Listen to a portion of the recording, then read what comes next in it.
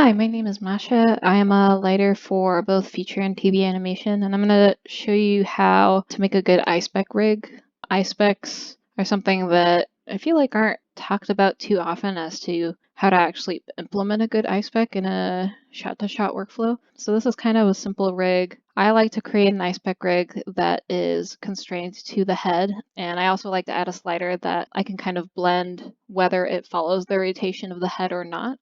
I think it can be really useful to have that slider to kind of have a more naturalistic look to the way the eye spec follows the eyes. Because if it's too static, it looks like it's painted on. So that's what I'm going to show you today. So here's just my basic rig. It just has, a body and a control rig, and I have my two area lights down here. I have an image plugged into each of these, and it's the same image that just has a circle, a white circle with a warm fall off around the edge. So let me show you how to set this up. So we're going to make a locator, and we're going to want to put this in the same place as where our center is for our eyeball, and we're going to do that with a point constraint. So I'm actually going to make two of these so we have one for each eye. So I'm going to constrain this. I'm going to do the same for the right eye. And I'm just going to delete these two constraints because all we wanted to do was get them into the same place. And now I'm going to rename these. So IL locator, IR locator. And then I'm going to put each of these lights into its own group. And then I'm going to put each of these groups under the eye locator. So this is for the right eye, P. All right, so now we have our structure, but we don't have the location of all of these correct. So I'm going to go in here and zero out. All right, so now I'm going to go in and I'm going to zero out all of the translates on all of these.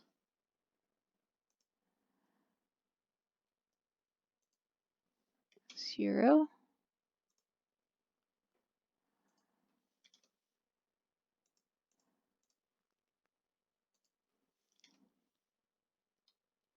Oh.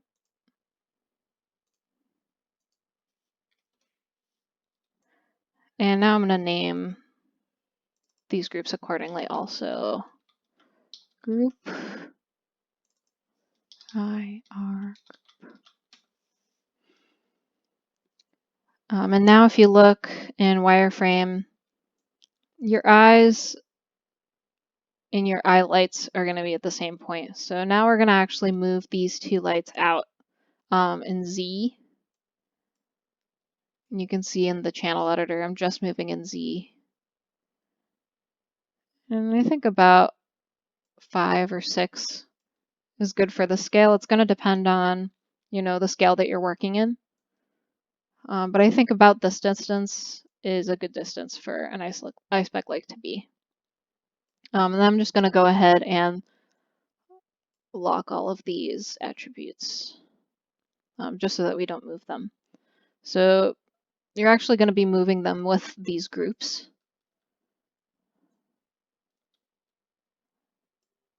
And since they are oriented at the base of the eye, it's always going to be rotating around the eye, which is really helpful.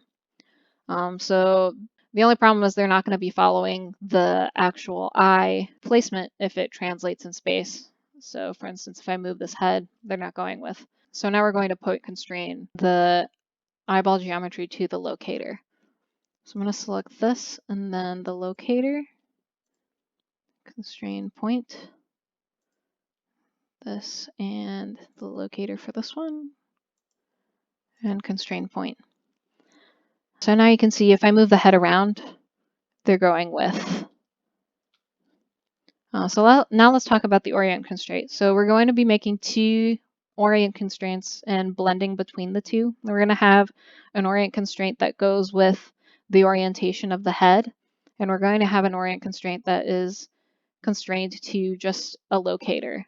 And for the purpose of this tutorial, I'm just going to be having it facing the origin. So now let's do that. So I'm going to select this head control because I want it to orient with the head, and I'm going to select the same locator, and I'm going to do constrain orient. I'm going to do the same for the left eye. Constrain orient. Now if we rotate the head, everything's going with like we planned. Awesome.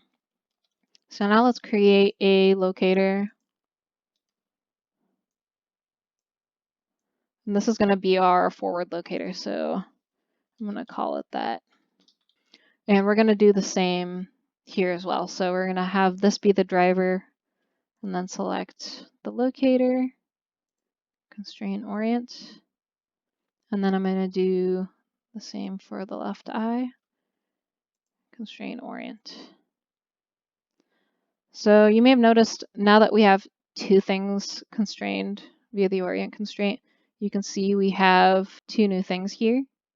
If we rotate the head away from 0, you can see how it's working. So right now it's weighted 50-50 to both the head rotation and to the forward control.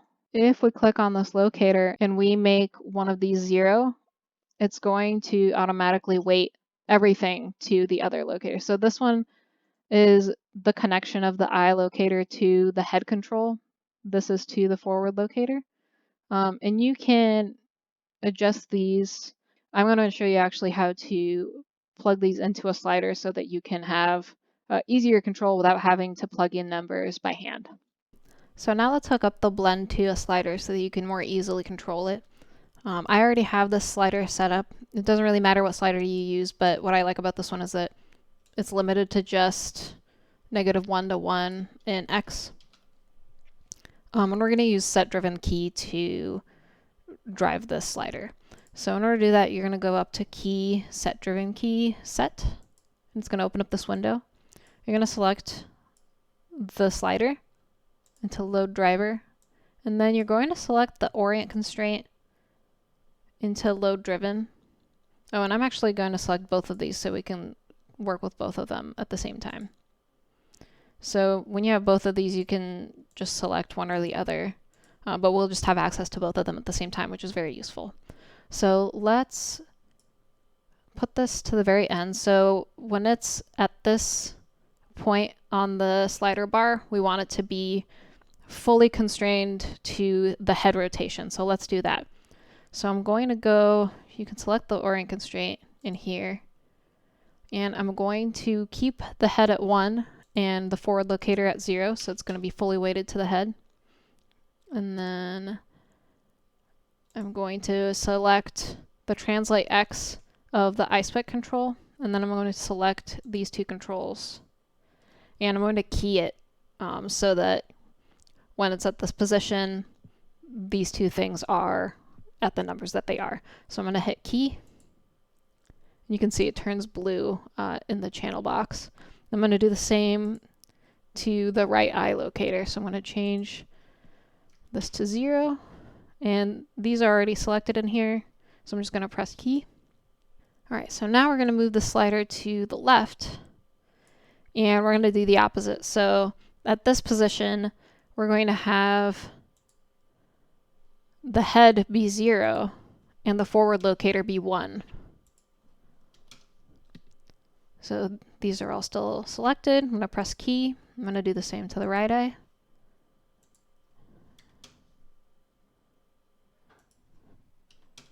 Don't forget to press key after you do this every time. All right, so now let's rotate this head and see if we have it working the way we intend. So right now it's not rotating with, they're just moving. If we slide the slider, aha, now it rotates with the head. Perfect. So yeah, that's how you make a slider, and you can have it weighted all the way to one or the other. You can have it just a little bit or toward each side in the very middle. And you can even key the slider too, so you can have it change depending on the animation as well. What's also really great is that this forward locator, you can have it oriented in the direction that the character starts their animation in their shot, or you could have it even constrained to their body, so you could have it blended between where their hips are pointed to versus their head as well. There's really not many limits to this rig that you can do, so it's pretty versatile. So yeah, hopefully this helps. Let me know if you have